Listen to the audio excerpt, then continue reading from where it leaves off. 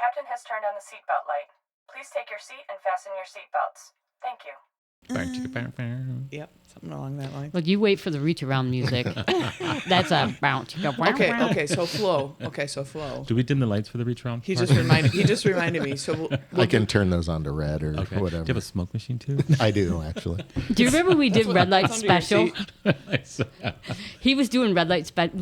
It was playing in the background when Heather was dating Oh my Lori. God, like TLC? Yes. Yeah. And he got up on like this, like a sheet, and he's like dancing on it. And so, oh my God, it was so fucking funny. This is going to be a great cold opening.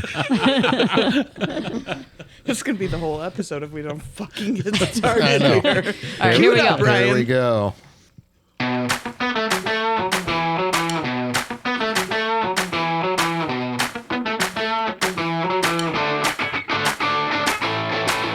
Welcome to It Starts With Whiskey. I'm Ryan. I'm Thee. And I'm JoJo.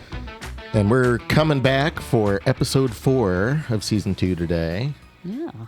So Joe and I went on a little adventure last night. Yes, we did. For our Valentine's dinners, we went to the casino and had a couple drinks. Yeah, I had a couple. I won. Plus a couple? Plus a bottle of Prosecco and prior to, yeah, it was a disaster yesterday. So it was 2 old fashions. Yep, at dinner. And then they came To them. to us, and then we went back to the bar in the main thing. Yep. And I got 1 Buffalo Trace, and Joe gets this little dinky pour of Woodford. And I said, that's not enough. Can you give me a double? And she gave me the double, and I poured it into my single, and I'm like, I got a triple. Awesome. Oh, So God. I was drinking that neat. Yeah. Yep. You know me and neat. It doesn't happen very often. Oh, boy, you got to water that down with a cube. Nope, I did not. It was pretty good, too. All right. Yep, that sent me over the edge. You win any money?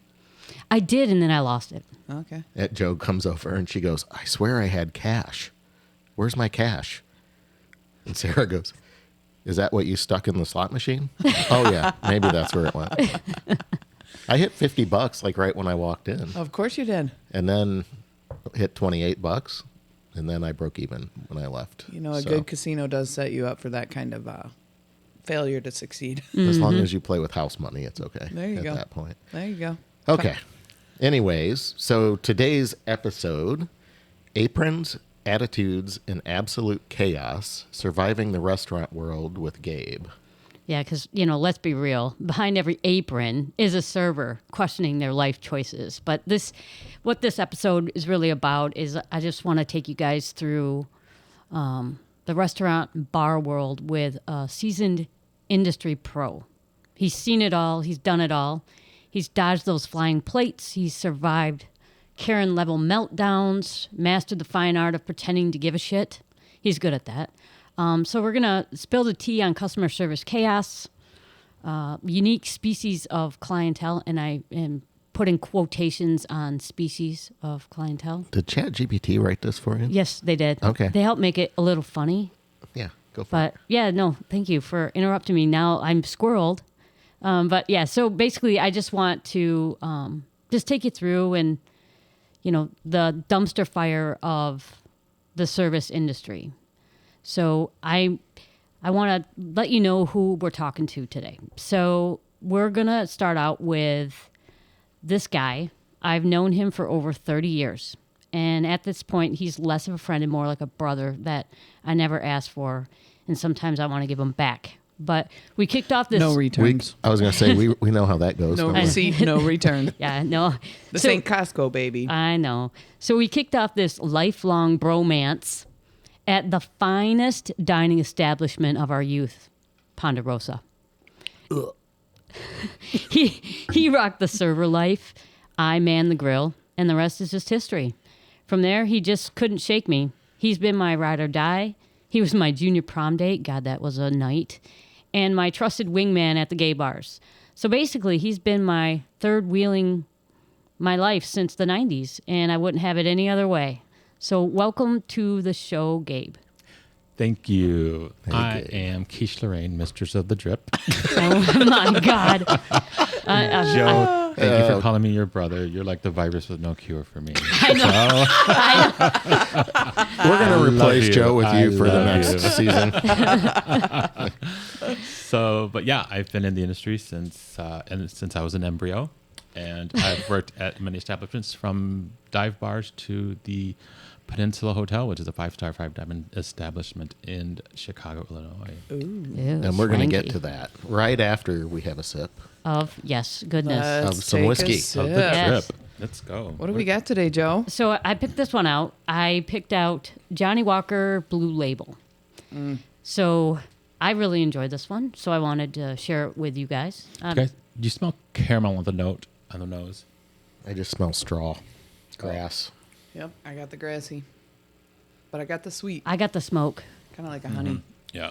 And it's very smoky. And a little caramel. Not as much Kind of that like I'm used spring. to. It's reminding me of spring. Ooh. Maybe it's because it's fucking 4 inches of snow out there, and I can't stand it. She's honing spring. You know what she's doing Holy right shit, now? that's smoke on the It's on the tongue.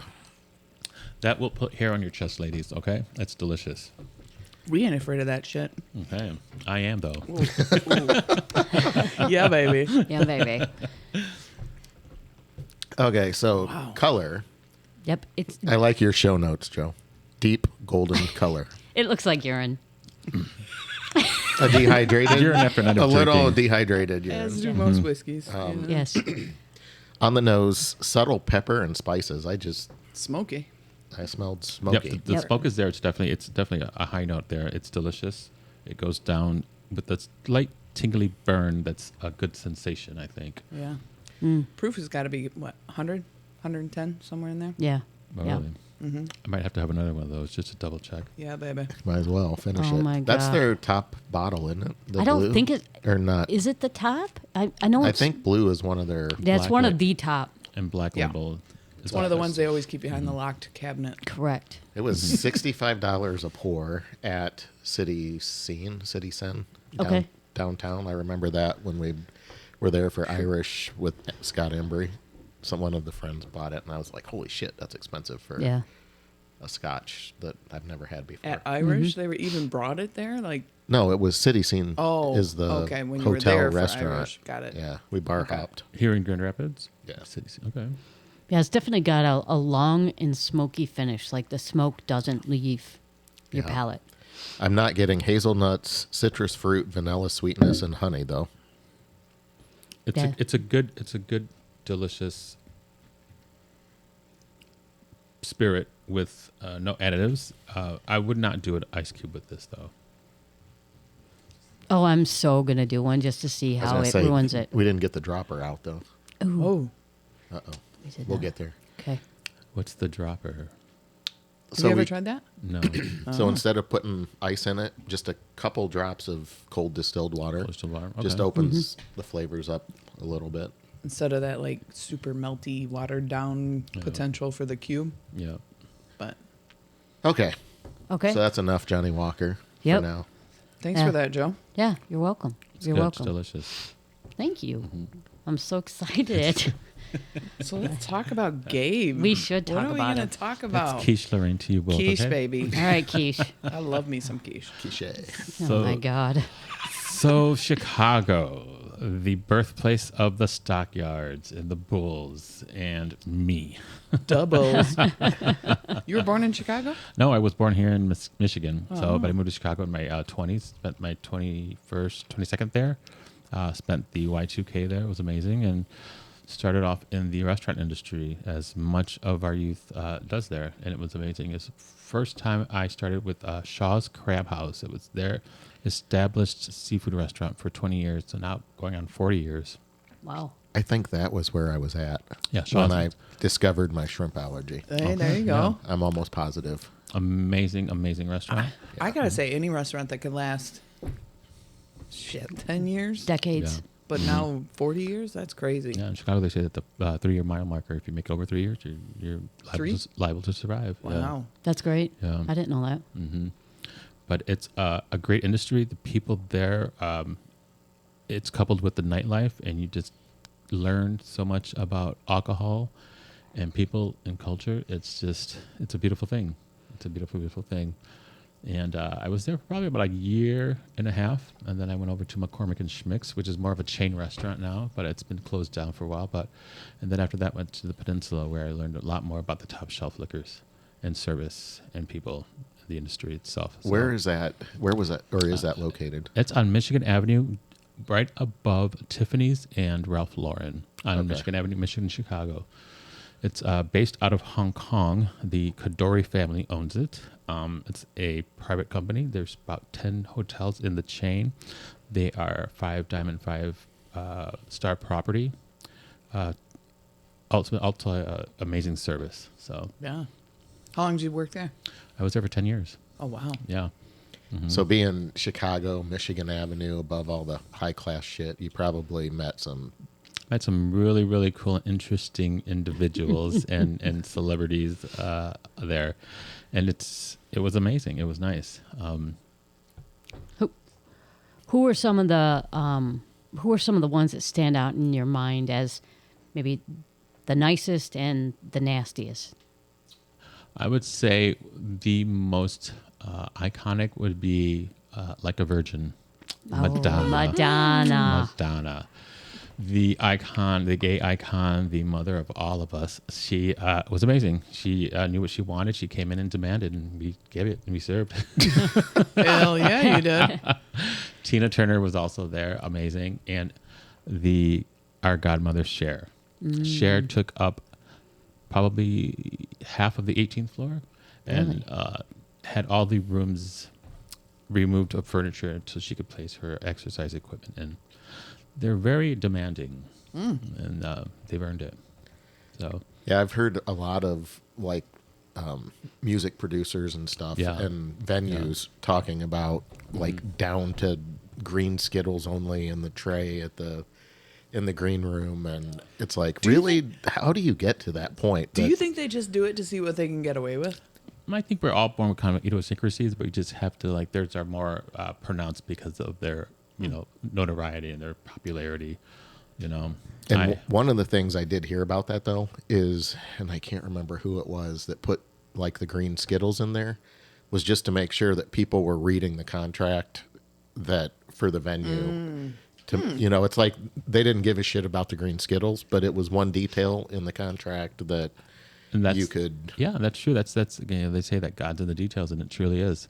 There's a list upon list about things that need to be done and have to be done and want to be done for the rooms.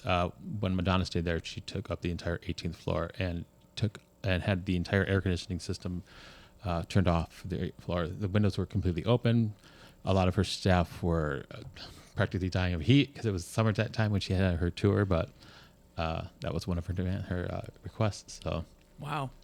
And you were a server at the Peninsula, or did you I was have management other at roles? the time. I went in as a server, went and got promoted to management and food and beverage management, and then went back to serving at the last year there. So Okay. but also heads of state stay there a lot. The founders of Google and the Prince and Princess of Dubai. Now their request was quite different. They took up the top 2 floors, and they requested for no men to enter any of the rooms. It was all just supposed to be women. So Interesting. Interesting. Wow. women aren't supposed to be approached by men in their culture. So. Interesting. But it's amazing. There are people like you and I, human beings like you and I, they're just given a title, born into a title. There's no difference between us or them except for that title, and that we create a lot of these monsters. So how is it, working in the higher upscale restaurants, service industry? How is that different? Like, I really want to understand. I mean, I have my thoughts on it. Like, these people are snobby and these people are nasty and they're just demanding and whatever because they have money. But do you see the same thing even in lower class restaurants, pubs, bars? I mean, the demands of people. The demands are the same, and the service is typically on a scale similar. There's a service you're providing, and there's then the exchange of payment, because you have one person that's paying $1,000 for a drink, another person's paying $10 for a drink. You're basically pouring, mixing the drink, and serving it to the person. Whether or not you socialize or interact with that person is depending on you, and whether or not they accept that or not, it's all dependent on them. So I've chatted and had fun and jokes with some celebrities and thought, well, they're just completely normal. They're just like us. And they really are. They're human beings that started off as children like we did, went to schools like we did, and now a lot of them are, just wealthier than us. And with that, I think comes an expectation of us, our service, in which we give. If you're paying $1,000 for a drink or a certain amount of money for a service, you're going to get a certain requirement of your wishes, if that makes sense. I mean, it seems only fair because vice versa, you look at those people and the pedestals we put them on, like whether it's Madonna watching a show as one of her fans, like we expect a bloody brilliant show from Madonna, right? Exactly. And if she only came out and just sat on a bar stool and sang a song to us with nothing Off-key. else, like Yeah. yeah. So Yeah. I think with great wealth comes Great great power comes great responsibility. Yeah. Yeah. So I mean, Yeah. vice versa. And then with the service industry, there comes a time where, well, at least in my life and a lot of other people that I've met as well that are in the industry, where you have a sense of pride that kicks in, and you're like, wait a minute, this is no longer a service I'm providing. It's more of a, how do I put it? Experience, yeah. I was thinking about what Russ said. And it really is, because, I was rubbing shoulders with some of the most well-known people and wealthiest people, but here I am sitting down with you wonderful people, my best friend, We're well talking known about too. this. Exactly. I've been identified twice in public. Thank you. I know, right? All because of the sticker or the My shirt. T-shirt. Yeah. It's true. So, but as working in the industry, it really kind of gives you a beautiful understanding of us as a species. Working in the bar and in the Chicago dive bar or the Peninsula, people come into the bar to socialize. People come into the bar to relax. People come into the bar to unwind. People come into the bar to have a good time. And we are there to help provide that. We are there to help them enjoy the experience that they want to experience, whether it be left alone in the corner or whether it be, enjoying a night out with the friends or a wedding night or a groom's night or what have you. It's a wonderful experience. Did you always see yourself, I know you said, you got into Chicago in your early 20s. Did you ever see yourself fast forward however many years? Because I'm not going to age you on this show. But did you see yourself doing this for the rest of your life?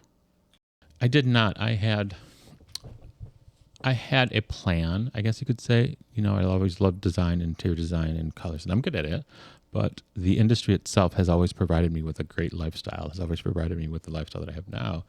And it's an industry that I know of, and it's an industry that I know at the back of my hand, from food to liquors, and then working with some of the most amazing, well-known chefs to knowing some of the most expensive liquors and spirits that are out there. It's, I've seen it all and tasted it all. It's pretty fascinating.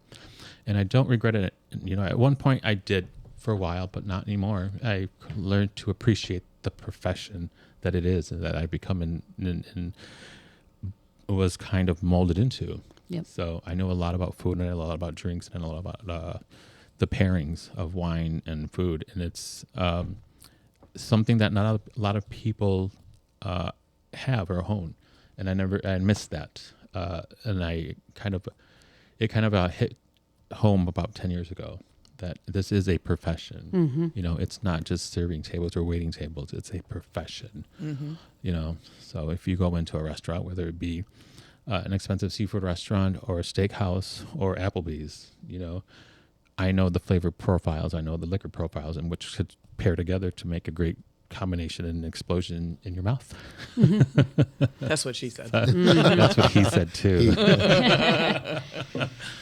So Gabe, you work at a really nice place here currently in Grand Rapids, and So I'm just curious, like, you've had some really cool experiences. I'm familiar with Ponderosa. I know I said bleh, but we That was went our there. Friday night dinner every week. Yeah, Heck yeah, it almost. was. When I was when I was younger, that was like special treats for us to be able to go to Ponderosa. So it's just a joke. But what's your favorite like style of restaurant or Well, what I- like to work in? Do you like the lower end, the medium end, the For- higher end? For myself, it's kind of funny the way I look at it. If you serve a lobster, it's expensive, but some cultures deem lobster cockroach of the sea, and a lot of cultures and religions do not eat it. They think it's not good for them, just like pork. But we can dish it up and charge you $50 for a tail, and present it to you on a porcelain plate with crystal champagne glasses, and charge you $150 for that. And then you could turn around and go to the beach and have one that's just popped out of the ocean and snapped right there in front of you and eating it on the sand. Super fresh, less expensive. Exactly. So I've gotten kind of that experience, and I have that kind of knowledge on the industry itself. I can work in any facet of a restaurant now, from a dive bar to a fine dining establishment. I know how to present myself and how to serve the food, how to pour the food, or how to pour the wine. I'm sorry, and it makes it. It doesn't seem elevated to me anymore, if that makes sense. It doesn't seem that there's no high end, low end to me. To me, it's all just food and wine and liquor and a good time. When you go out though, where's your like go-to place? I mean, what's your type of clientele do you want to be around? I still have yet to find that. I mean, I've gone to so many places, I've been there, and I guess only because I work in the industry that I'm just so used to the type of people that style of establishment might attract. But Have you been to Butcher's Union? I have not. I guess I would have to say it would have to be the people. I could have a fine glass of wine by myself, or a fine glass of wine with a bunch of friends, and I would prefer having a fine glass of wine with a bunch of friends. No matter what, I could be in the back porch, or I could be on the top of a high rise. But it's the people, and that's how I see it. I mean, others might see it from a different perspective, but I've been in the industry for so long that I've, like I said, tasted and done it all. So to me, it's just not laissez-faire, but it's just I've had it before. I've been there, done that. But now it's the company that I surround myself with that I really appreciate. You should try Butcher's Union. You We'll should. take you to Butcher's Union. Okay. Yeah. It's I'd love to and go. it's the same there, because we've talked about Tyler a lot and Drew, the manager there, and for me, the food's great, but it's the service and the personability. Yeah, Yep, I agree. It comes down Of the to staff. I've gotten to that point where you do get to know your client, and you do get to know the people you wait on, because it becomes close to family. It becomes close to a friendship. It's you get to know children as they grow up and go to college. It's kind of funny, but yeah, it happens. And I didn't think it ever would, but it did. And I remember when I worked at the Peninsula that, for 10 years, I remember a family that used to come in with their kids, and all of a sudden 10 years later, I'm like, where are they? They're like, oh, they're getting married. I'm like, what? I was like, well, congratulations. And they do treat you like family as well. You do get gifts and invited to places, and you do mingle with a lot of really wonderful, amazing people. That's really great. It's good to know. It's good to have. So during your time in Chicago, and even now, like who are some of the? Would we know any of the chefs by name or? Chris Duffy. Oh, yeah, yeah. Curtis Duffy. Okay. Curtis Duffy, who opened Grace in Chicago, and Graham Elliott. Worked with Graham Elliott when he was. I met just, Graham. You did? Yeah. He was coming out of his one restaurant that I don't think is open anymore, but he was heading to throw the first pitch at the White Sox game. Okay. Yeah, I worked with him. Or the Cubs game. Sorry, Cubs Okay. game. Get it right. And he Completely came opposite out ends of like town. he was, and it was back. The kids were smaller, so it was before he had lost all his weight and stuff. He came out in his Cubs jersey, and I was like, Mr. Elliott, pleasure to meet you. He took a picture with us and probably chatted for 5 minutes. And he's like, oh, crap, I got to go. I got to hit, because he's throwing out the first pitch at the game. He's a cool guy. We've had some times out when right across the street from the peninsula is a place called Pippin's, and we'd all just kind of take over the place. And that's when he was just launching off to becoming a well-known chef, and working with him, throwing back some drinks, and just shooting the shit with him, which is fun. You know, we'd come out of the hotel and just talk about our day and have a good time, and all of a sudden he launches off into becoming this wonderful chef, and it was amazing. And he actually worked for the Avenues, which was our fine dining establishment at the hotel, used Cheez-Its in one of his ingredients, and the GM of the hotel was flabbergasted. She was just not having it, but he kept it on, and it became a seller. That's awesome. Yeah, it's pretty amazing. And to see a symphony of chefs is beautiful. And I call it symphony because it's a beautiful symphony. To sit there at the bar and watch them, the head chef, just command his staff, it's beautiful.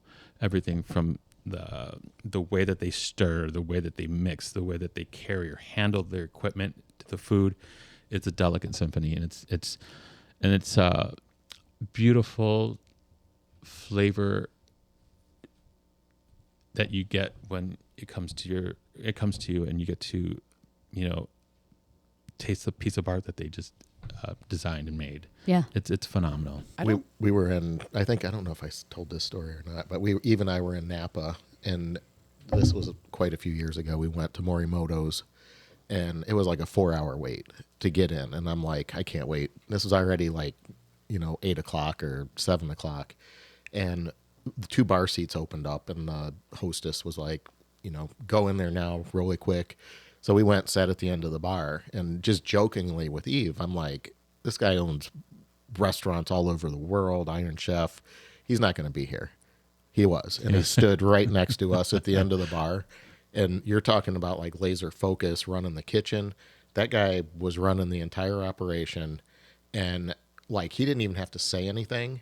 I think people could tell by his facial expressions that, okay, I'm not meeting your standard, or okay, we're going okay right now. But that was a cool experience. That's what separates the cream from the whey. It's knowing that your establishment runs the way you want it to run, and the people know that, and you get to understand that once you work well with them, and you work with them so closely and so much that you understand that he's the conductor, and you're going to follow everything, and you're going to learn everything that they do and how they do it and why they do it. And it's a beautiful thing. It's a beautiful symphony.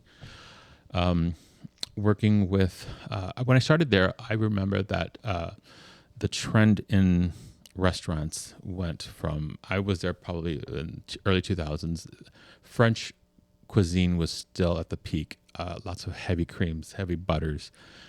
And that was kind of transitioning into gastronomics, where it was more of the senses. You had more of the foams, the mixes. The Grant Atch was one of the chefs there. He used lavender smoke to get your nuances, and a pillow. It was the type of paper. I'm not sure the type of paper they used, but he brought a pillow, put the pillow down in front of you, put the glass on top of the pillow. The pillow exploded. The lavender smoke filled the air, you breathe it in, and you just took a sip of the soup, and the two combined was just amazing.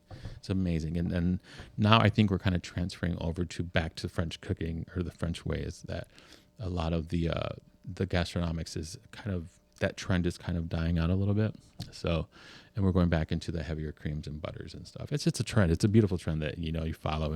And it stirs stuff up for us as consumers. So we're not stuck eating French food all the time, which I like, but I also like other stuff. We went to Jose Andres Halio in Chicago for New Year's Eve for dinner.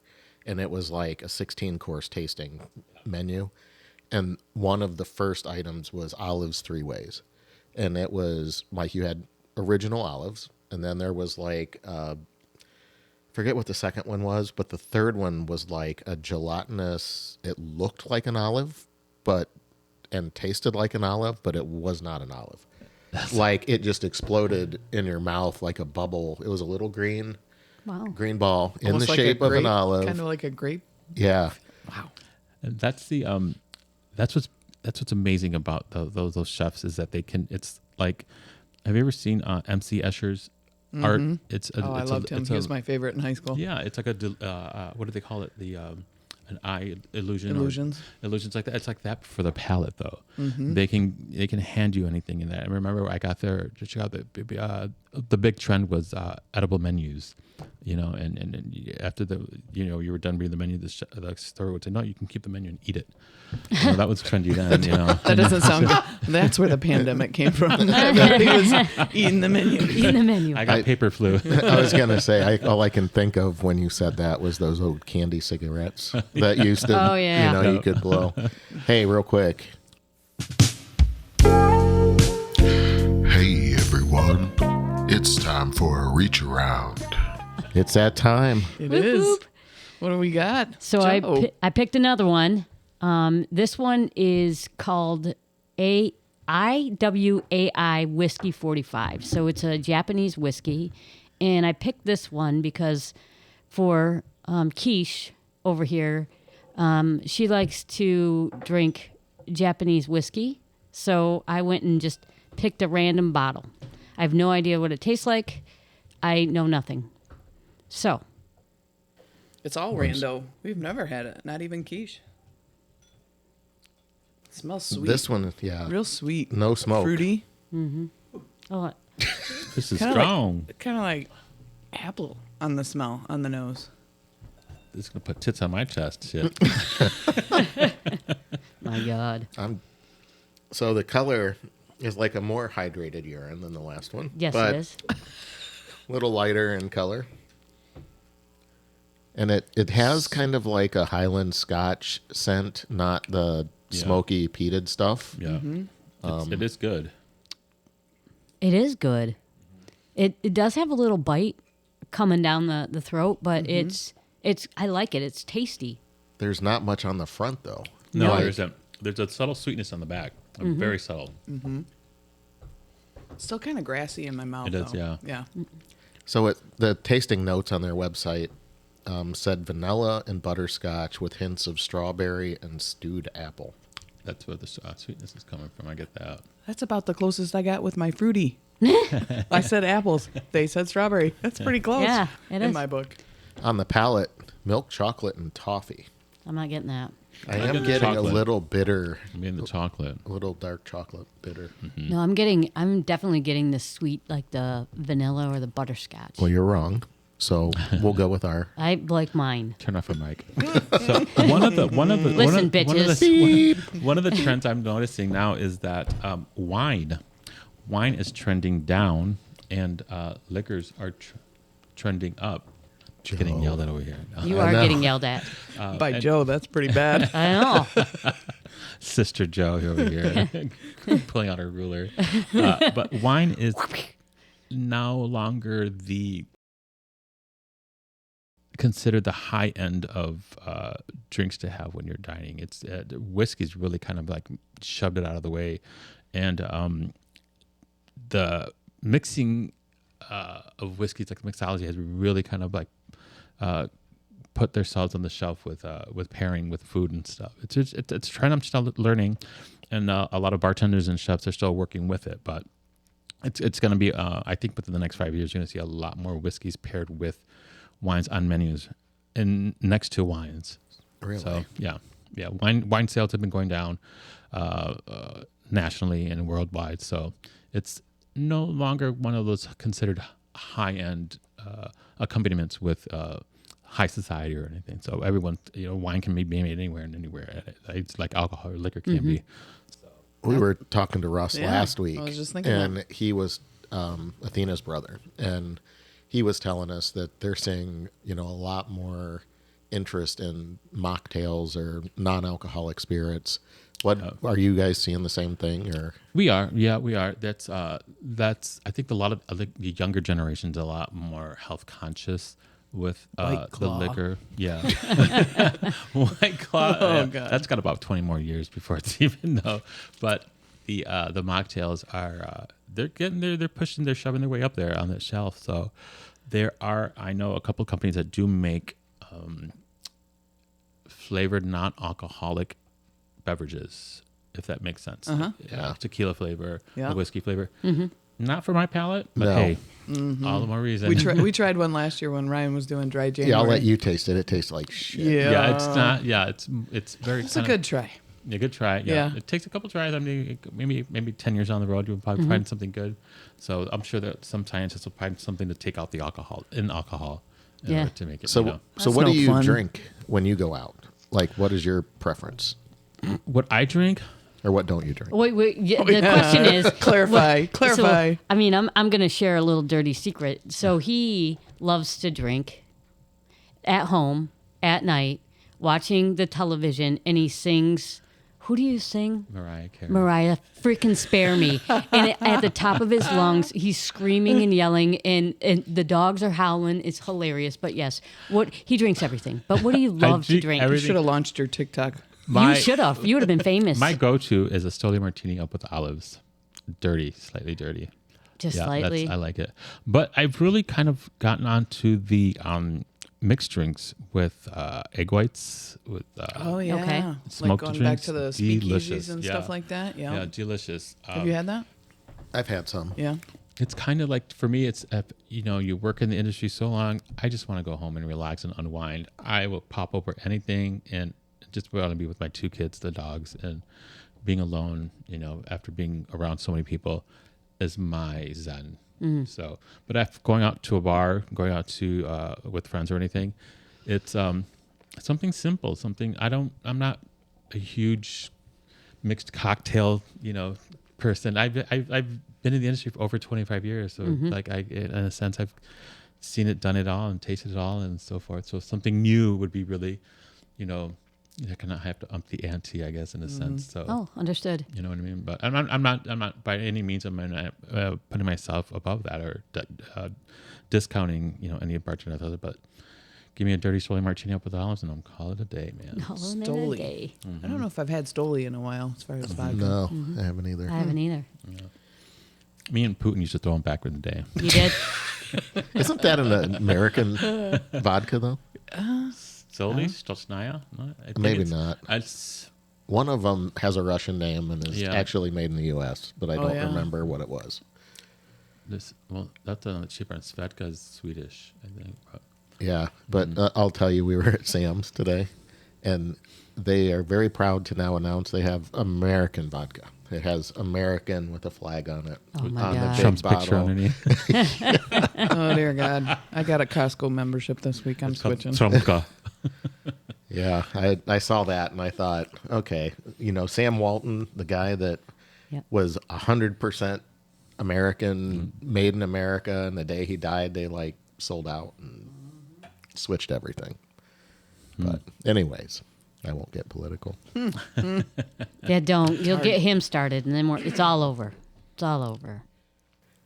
So What about you guys? What's your go-to? Let's say if you were out on, let's say you're going to a dive bar, and then after that you head up to the top shelf at the Peninsula. What would you drink? What would you order? I don't think I have a go-to. No. Sometimes I feel like trying something I've never had, and so I investigate that side of a menu. And sometimes I just follow whatever Ryan's getting because I know it'll be good. Well, if you ever do, try grappa. Grappa. Grappa is Italian. It's Italian. It's the at the bottom of the barrel of the wine. That's it. they have it at Butcher Senior. It's that stuff. It's Well, basically try a it. rocket fuel. Yeah. Yeah, but it's very strong. It's effervescent. It's it's an acquired taste. Is it sweet? It's a wine derivative. It's not Okay. sweet at all. I'm not No. a big sweet drink Yeah, fan. not sweet. Yeah. How would you have you had it before? I've had it. Okay. How would It you- was pretty strong. It's, He also gave us Malort.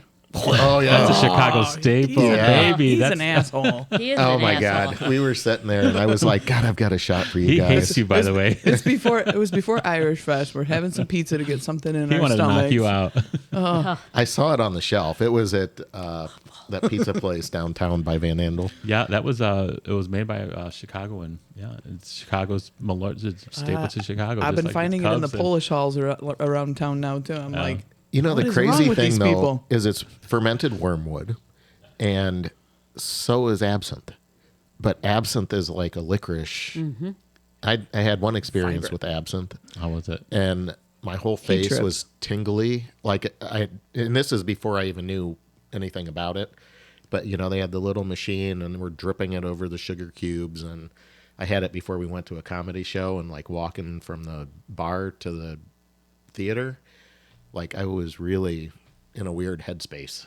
Like I almost felt high a little You're bit. feeling the vapors, huh? Yeah, it was weird. And I didn't Tripping. realize I heard you could trip. the old stuff you could. I Yeah. think the newer. I mean, who Newer knows what versions. kind of batch comes out? Yep. I mean, it was outlawed in the U.S. for It was, yeah. a very long time. Yep. But- Not anymore. They got it at Megabev. So back to your But question. I think it's tweaked a little bit. It's not the original I know, recipe. Yeah, it's Yeah, not for sure. you know, Safer. American. Joe's Industry got involved. It's got quality on it. So back to your question though, for me, Regulator over here. it's usually bourbon, straight or on the rocks, and sometimes vodka. But and I've said this before, it's just because beer makes me sick. Other alcohols don't sit well with Take me. old fashions. I don't like. I'm not a big sweet. No. I can have one, and then I'm right back to straight. I never thought of whiskey. it as sweet. It comes off with A little bitter. sweet notes. Yeah, the bitters is really what you kind of watch there. The bitters industry has really kind of exploded. Yeah. You know. Oh yeah, it there used was to be- like 12 of them at the store the other day. I'm Yeah. like, I didn't even realize what happened Yeah. to Agnosta and Orange, and that was about it. Angostura. Maybe some wall or Yep. Oh, what? And Say it Angostura. again? Angostura. Angostura. He's correcting you. Oh, yeah. Yeah. Hooked on But that phonics was- over here. I'm with you, man. That's exactly what I called it. Angostura, the godmother. It's the original. Ah. But then they've you Walnut. live and prosper. Now there's a ton of them out there. Yeah, well, You know, yeah. orange, walnut, black pepper. It's amazing. It's amazing. It's out there. And one of the little tricks of if you have a hangover is a lot of bartenders know that if you're gonna come into work the next day and you're gonna be fucked up, get yourself some sodas and bitters, because bitters is nothing but 100 and some proof alcohol. It's just pure Really? alcohol. Yeah. Oh, I Read didn't the know label. that. Yep, it's just pure alcohol, 100 and some proof alcohol, little dash. That's basically your hair of the dog. Ah. Interesting. What Yeah. other tips do you have Yeah, for us? right? Yeah. Well, I'll show you just the tip if you want. Jesus. I could have used you this morning, though. I needed some all hangover establishments use tips. microwaves. It's no steps. No, that's just one of them. That's just it. That bartenders are also the kind of like the bitches of the industry. You know, front of the house, back of the house have their little quarrels and stuff, but the bartenders are like a separate entity. They're people you don't want to fuck with. They don't want to mess with. They get there. They know their business. They know their shit. And go with the flow. And And they have a system. They have a like system. I know a couple of my friends in the industry, Yep. and it's like, don't fuck with the system. Do not like, fuck with it. Yep. Here's the rules, and my friend Rory, I will let people know. Like when they sit down, hey, Rory. It's like, quit saying his name or he's not going to come over here. Yep. I'm just telling you right now. Like there's 100 people at the bar that are being patient. Those guys are going to get served Yep. before. They kind of like have their PhD in psychiatry. Yes.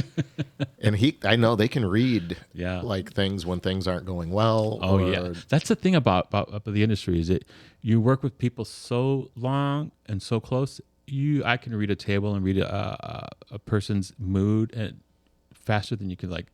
I could look at them and be like, okay, well, this is gonna be a good table. This is not gonna be a good table.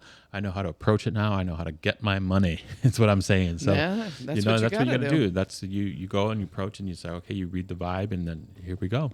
I know how to make my money now. So and that's what you do. And it's a beautiful thing because it's getting to know us as a species, how we move, our body language, our influx in voice and stuff. So, and you can pick out the asshole at the table and you can pick out the nice person at the table. So, Who's the better, like, tipper? Is it like if a pub, like somebody comes in there for a meal and drinks, or you go to your fancy Proportionately, right? Like proportionally. 100%. it's a hard question to answer, but it varies. It really does. Because if you're a good industry worker, you know how to work your table and you know how to work your customer, and you do. We wear many hats, basically. We have many faces, and it's because we've learned it. We've learned to hone in that that part of where, I'm going to not just sit here and dance for quarters. No, I'm going to actually know what I'm doing, and I'm going to show you that I know what I'm doing. And whether you come in, think that you know what you're doing, you're not going to. I am going to tell you. And that's how it really is. You get people that come down that think that they're the masters of this or that, and they really aren't. They just want to kind of Google something and then go off and show it. But no, you go into a place and be yourself, and half the time the bartender or server knows that.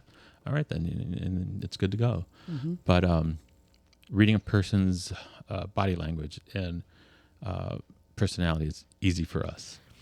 Your quarters brought up a story. I don't know if I've told you guys this. We were in Tulsa, and we were looking for a bar near the hotel, so we just started Googling places.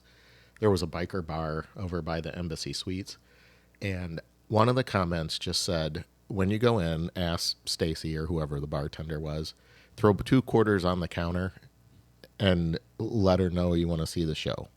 And that's all it said. So the group I was with, of course, went in and threw 2 quarters on the counter and asked about the show. Sure as shit, man. Pulled her tatas out, put the quarters on like her nipples, sat back and flexed, and the quarters like shot across the table, across the bar. I was like, okay, that was not what I was expecting. Wow. And That was an interesting biker bar, I will say. And she is now a millionaire. Yeah. Can we insert a warning for the children listening to the podcast just before that one? I'll flag this one as explicit. But I mean, if you think about it, where do we all want to go after a rough day or after something that we're just exhausted? We want to go somewhere to relax, somewhere to eat, somewhere to drink, and that's The comforts. the local watering hole, the comforts. dining Mm-hmm. and stuff. It's And some people want people. yep. Yeah. And it's wonderful. It's a beautiful freaking industry to work for. And I've helped open restaurants. I've been there closing restaurants. I've helped restaurants at fairs in Chicago, and it just brings back so many memories. And it's wonderful. I've had a wonderful experience with the industry, and I would not regret any part of it or return any part of it. I have it. I own it. Did you ever go to Taste of Chicago? Many times. That's where Eve and I met. Yeah, really? That's Yeah. nice. It's gotten too expensive, Oh, yeah. but it was. We went, buddy, We did. when Sarah was preggo. Yes, we We did. left her in the hotel Uh-huh. and went and met the homeless people. We did. Yeah. There's no shortage of that there. No. No, but we talked to him. Yeah. Yeah. So, speaking of which, while we're here, did you get my text about the 26th of March? Oh, yeah. Untitled Supper Club. Hmm? We might be heading there, huh? Redbreast. I'm all in. So I hope figured you are would too. be. Have you Hope ever you- did you ever been there? This probably No, was no. afterwards. So Heard of Redbreast though. you would have liked, like we were talking, we went for New Year's Eve, but it's a big speakeasy whiskey bar, and it's over River North area, Okay. and you go downstairs. What was the and name of it? Untitled Supper Club. And Isn't River North in Chicago. I Yeah. think that used to be the Red Velvet Club. Downstairs, Hey, it's just hey. like a black door. There. You go in on the Yeah. do you enter in the alley? Like We didn't. No, part we of the go corner? from the street, but I don't remember what This sounds street kinky. it's on. It does. It was kinky. yeah. oh, It was it's beautiful. kinky. Kenzie. It might be on Kenzie. He went to a burlesque show for Kinsey? New Year's Eve. Kinsey's. Well, Crowbar was on Kinsey. But anyways, The Crowbar. so they have 4 restaurant during the week, and then they have 4 different. They have a whiskey library that had, I think, 400, 500 bottles of whiskey in the one. Then there's another back room. There's 4 rooms total. Okay. And they do a whiskey wisdom on one Wednesday a month where they pair with a specific whiskey. So we did Garrison Brothers out of Texas. Eve and I went down, 5-course meal, like superior. I mean, I'm telling you, great it's food. the industry is. I mean, we're experiencing the trends and everything. Like they used to do the wine pairings, and now it's gone into whiskey. Whiskey's really exploding out there. One of the whiskeys, if you're kind of a newcomer to whiskeys, I would recommend, and it's affordable bottle. It's Tullamore. Tullamore whiskey. It's an inexpensive. It's very smooth. It's easy on the palate. It goes down smooth. I'd recommend Tullamore. Is that a Scotch? I think it's a Scotch. It's a whiskey. I think I want to double. I think it's an Irish whiskey. I think it's Irish. I think that's what I That's had. a good one. Yeah. I think I have one on the. Tullamore Dew. I have one Irish. Ooh, before you leave, we've got an Irish whiskey for you to try. on 100%. All right. Woohoo. Yeah, we haven't had it out. Bought it and spent a shit ton of money on it. You should come back with also like a mezcal. Mezcal's getting its way up there as well. 100% it is. You know, tequila, tequila's been there. Tequila's got its staple in the ground. So, but mezcal's coming up there. You know, Yeah, my brother just made Creeping me up. a killer mezcal mule last Yeah. weekend. So good. Sounds Might good. be my summer drink this year. I like it. We speaking of pairings, like an interesting thing that we came across in like a Whiskey Advocate magazine is that there's like a place that does whiskey and donuts. Like they do, like the other fad in food is like these gourmet the possibilities are donuts, endless. right? I'm telling you. Yeah, it's so we might visit that here on our podcast. We might take a little bite-sized piece of That some would be- that donuts would and be- let their listeners know how that goes and whether it makes sense. Because I think that would be interesting for Yeah. you guys to, Yeah. is to branch out into like a pairing, and then Yeah. after that, do a picnic or a brawl or a pub brawl. Crawl, thank you, not brawl. Brawl. I was going to say bras. Careful I what did you that ask enough for. in my Here comes teens. Joe. We're good. We're good. Keep those things put away, Joe. No, I'm just kidding. So, but there's a ton of recipes and ideas out there that I've Adventures. come across, and it's amazing. yeah, No. It really is. What do know? you think is what are you most excited to see with the industry, how it's developing and changing? What's like your thing? You're like, I cannot wait for this to happen, because there's so much, the future of hospitality and where it's going and the rise of technology and customer habits. I mean, is there anything that stands out to you? You're like, I can't wait. Well, the only thing that stands out to me right now is what they're doing here in the state of Michigan with the tipping thing. That, to me, being a seasoned worker or employee of the industry, that's how we make our money. We make our money because we know what we're doing, and we know that we have to put on a show or just be real, and that's us. That's what we do, and we do it for not only for the money, but because it grows on us, and if you take that away from us, why would we want to clock in for an hourly rate and not be who we are and genuine and get noticed for that, in the sense of And yeah, and I, now that you say it like that, I'm sitting there thinking that for people that are great at their service job, Yeah. and like I want to Putting tip on Gabe, the and he show. hasn't done shit for me yet. well, Yeah. Because he you go really to- genuinely cares about the experience that his guests have. If you go to Applebee's, if you go to McDonald's, if you go to remember Bennigan's or any Yep. chain restaurant, you kind of expect what you have. You know what's going to be on the menu in a sense. You know what's going to be a drink or whatever, blah blah blah. But to go to a fine dining establishment, if you look around, you're not going to find any young waiters. You're going to find a seasoned server, a seasoned waiter who knows what they're doing and knows what they're talking about. Any question you ask, they better know. And of course, the management's going to know that they're going to hire somebody who knows what they're talking about. They're not going to hire anybody off the streets and just go here. No, because I hope so. You have to know what you're doing. You have to give them an experience that, hey, I know what you're looking for. I know what you're looking for. I know how to pair that lobster with something. I know how to pair that steak with something that's going to open that palate, though, and really kind of give you a different direction as to like, I can pair these two together. And it really brings me a different taste on it. see, and I get like the lower end food places, like that's not a living, right? McDonald's, Wendy's, you're not buying a downtown condo and stuff Yeah. like that. Oh, but they're putting tip cups out, so Well, that's so I see paying them a little more. Yeah. But what my concern is, people like you that care and do a great job are actually going to be making less money potentially. Well, everyone I've spoke to where I work, they're not going to stay there. They won't stay. It's not worth it them staying. Yeah. There. You're taking Do they your know money what- out of her pocket. Do they know what? But a minimum wage doesn't mean that the restaurant you work for has to pay you that. They could pay you better. They can, but we rely mostly on our gratuity of the tips. Yeah. Because and that's Oh, yeah, no, that's respect. it's fair. That's respect to us. Yeah. No, it's fair. It's respect because So I went to a place. Tell me if this would work. So I just last weekend was visiting my brother in Virginia, and we went into I think they're mostly like a brewery, but they also have like a sandwich and side menu and stuff. And on the menu it says very clearly, we charge a 15% gratuity. I mean, it's a distillery, right? So it's like mid-level sandwiches and burgers and stuff like that. Anything more, will be dispersed. We charge 15% to take care of the front and the back of the house and make sure that our employees are paid well. Like there's this whole thing. I took a picture of it. I can show you later, but I thought it was really interesting. And then when the server came around, he's like, I just want to remind you, we already charge a 15% gratuity. If you want to tip anything above, please don't go above 5%. But you can, if you think you'd like to. And I was like, I like this. It's built in.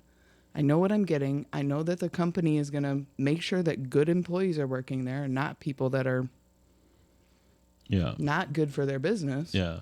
I like that on my end. I'll tell you, and don't even get me started on DoorDash and the fact that you have to tip them before you even get your service. That freaking pisses me off. That's a good question. That's a good. Again, it goes down to the establishment, and it goes down to the service. It does.